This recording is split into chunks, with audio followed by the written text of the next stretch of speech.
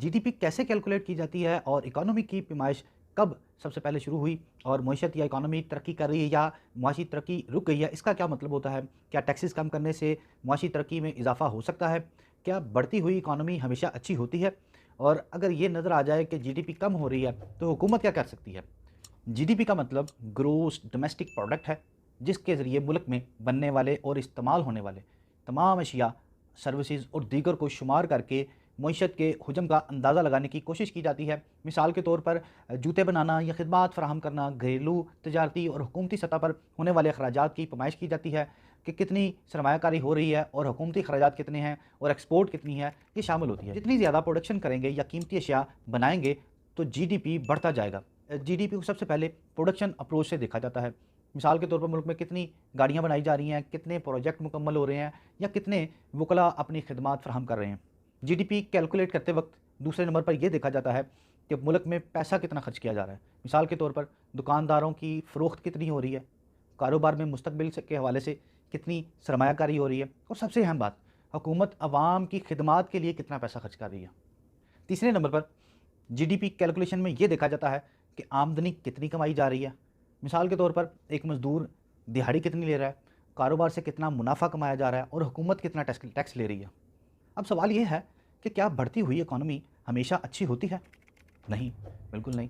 मुआशी तरक्की हमेशा अच्छी नहीं होती, क्योंकि अगर इकॉनमी में तरक्की ऐसी सरगर्मियों से के ज़रिए हो रही हो जो माहौलियाती आलूदगी, ग्लोबल वार्मिंग का सबब बने, तो वो इंसानी ज़िंदगी के लिए ख़तरनाक हो सकता है।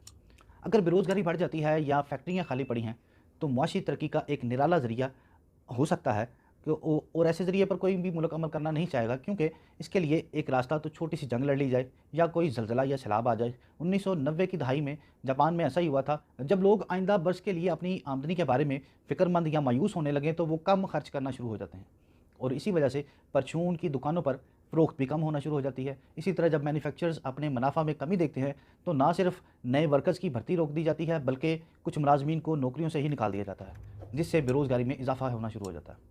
अब फिर जब लोग अपने खर्चे कम करना शुरू कर दें तो बैंक कर्जे देना बंद कर देते हैं, जैसा कि आजकल हो रहा है कि बैंकों ने गाड़ियों की लीज़ रोक रखी है, क्योंकि बैंकों को परेशानी होगी कि कर्ज़ की मद में दी गई रकम उन्हें वापस नहीं मिलेगी। जब ये हालात पैदा हो जाते हैं तो मईशत गिरावट का शिकार हो जाती है। अब हुकूमत क्या कर सकती है? हुकूमत तवाज़ुन पैदा करने के लिए नौकरियाँ पैदा कर सकती है, कर्ज़ा लेकर अखराजात, प्रोडक्शन की सरगर्मियाँ शुरू कर सकती है। मगर हमेशा ऐसा नहीं होता कि हुकूमत कर्ज़ लेकर मुआशी तरक्की को बढ़ा ले। हुकूमत बाज़ औक़ात सोचती है कि अखराजात से ज़्यादा टैक्स लगाए जाएँ। आजकल भी ज़्यादा टैक्स लगाए गए हैं। थोड़ा-सा तारीख़ में देखते हैं कि इकॉनमी की पैमाइश कब शुरू हुई। जंगजू बादशाह चार्ल्स दोम, जो 1660 में डच जहाज़ों पर हमले का सोच रहा था, उसके लिए उसने देखा कि इसकी रियासत को जंग लड़ने के लिए जो मतलूबा जहाज़, गोला बारूद के अखराजात आने हैं उसके ऊपर, उसकी सकत रखती है या नहीं। इस काम के लिए विलियम पेटी नामी शख्स को चुना गया, जो तबीब भी था, ज़मींदार भी था और इकोनॉमिस्ट भी था।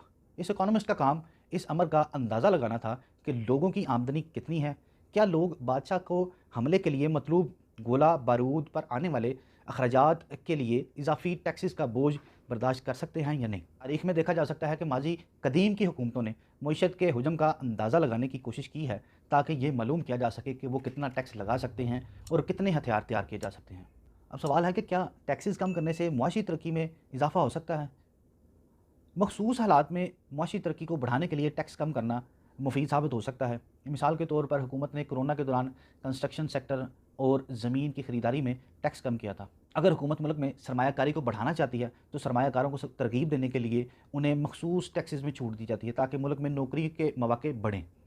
यही अगर हुकूमत लोगों को मज़ीद काम करने की तरगीब देने के लिए इनकम टैक्स में कमी कर दे तो लोग भी काम करना कम कर देंगे।